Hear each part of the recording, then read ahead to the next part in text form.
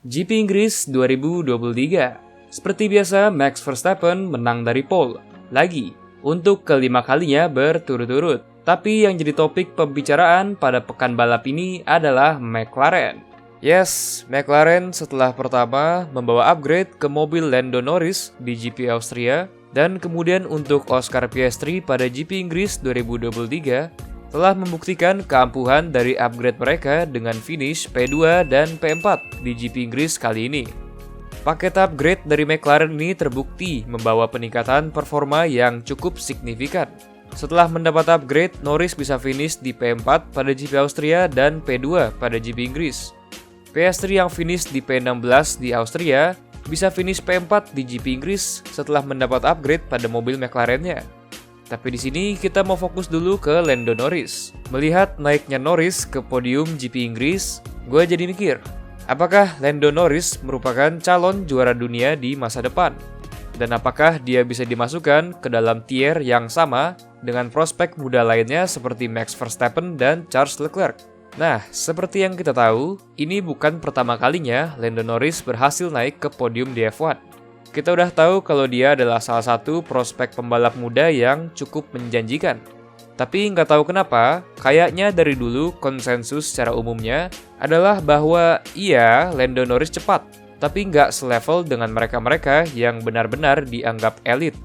George Russell udah banyak yang anggap kalau dia adalah calon juara dunia ke depan, sama seperti Charles Leclerc. Tapi untuk Lando Norris, banyak fans F1 yang belum 100% yakin sama performanya. Dan mungkin di beberapa tahun terakhir, dia cuma ditempatkan di tier A. Sementara di atasnya lagi masih ada tier S yang isinya para driver elit. Apakah sekarang waktunya untuk para fans F1 mulai menaikkan derajat Lando Norris ke tier S? Kalau opini dari Ngobrol F1, iya. Mungkin buat kalian yang masih skeptis dengan Lando, akan melihat performa bagusnya di GP Inggris 2023 cuma berasal dari mobil McLaren-nya aja yang baru di-upgrade. Dan walau memang ada benarnya, di F1 emang performa mobil yang bakal lebih mempengaruhi hasil di balapan, dan dengan itu juga hasil di akhir klasemen, tapi Norris udah membuktikan berkali-kali, bahkan dengan mobil McLaren yang kurang kompetitif, baik di tahun ini ataupun di tahun-tahun sebelumnya, dia masih bisa menampilkan performa yang bagus dan konsisten, terutama di 2 tahun terakhir. Mobil McLaren 2 tahun terakhir nggak bisa dijamin masuk poin setiap pekan balap. Tapi hasil-hasil finish di dalam poin tetap dibawa pulang oleh Lando Norris pekan ke pekan. Di 2022, di mana tim Red Bull, Ferrari, dan Mercedes mulai menandakan otoritas mereka sebagai para frontrunner di era baru F1 ini, meninggalkan sisa tim lain sebagai sekedar tim midfield aja. Dan finish di P7 sering dianggap sebagai posisi terbaik yang bisa diraih para pembalap di luar tim top 3 tersebut, apabila dari tim top 3 tidak ada yang retire. Lando Norris sering banget finish di P7 atau best of the rest.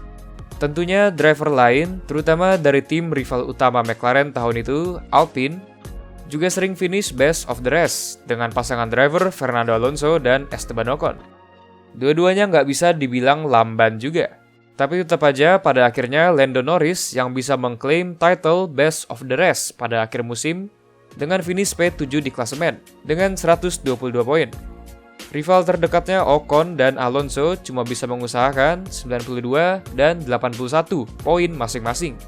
Norris menggendong McLaren tahun itu dan tahun sebelumnya dengan teammate-nya Om Danny Ric yang cuma bisa mengusahakan P11 di klasemen dengan 37 poin saja pada tahun 2022. Iya sih, Danny Ric mungkin udah nggak sama dengan Danny Ric yang dulu di Red Bull atau Renault. Kalau gitu ya udah, kita lihat aja performa dia pas berpasangan dengan Sainz di tahun 2019 dan 2020. Menimbang saat itu dia masih seorang rookie dan masih berada pada tahap-tahap formatifnya di F1, menurut gue Norris memberikan kesan yang cukup impresif melawan Carlos Sainz. Dan gua ngerasa makin lama dia berkendara di F1 dan makin banyak juga pengalamannya, performa Norris di track juga makin mengalami peningkatan. Jadi Lando Norris yang dulu melawan Carlos Sainz sebagai teammate-nya di McLaren bukan Lando Norris yang sama dengan Lando Norris yang sekarang. Lando Norris yang sekarang adalah Lando Norris yang lebih terpolish dan lebih rapih lagi. Ngomong-ngomong soal teammate, Teammate Norris di McLaren sekarang juga merupakan salah satu prospek unggulan yang udah diawasi banyak orang, baik fans maupun tim. Dan untuk sekarang, dia masih bisa mengontrol Piastri dengan mudah. Tapi ya emang Oscar di sini masih rookie, jadi harus tetap dipantau. Sama halnya dengan McLaren yang untuk sisa tahun ini harus dipantau. Apakah cuma fluke atau kedepannya bisa tampil bagus terus? Norris di mobil McLaren itu juga harus dipantau. Apakah bisa membuktikan dirinya apakah udah layak naik ke tier S atau belum? Menarik nih. Ayo kita diskusi di kolom komentar di bawah tentang Norris. Tapi itu aja buat video kali ini. Jangan lupa untuk like dan subscribe karena pastinya itu akan sangat membantu channel Ngobrol F1 supaya bisa jadi channel tempat ngumpulnya para fans F1 di Indonesia. See you guys in the next video. Ciao!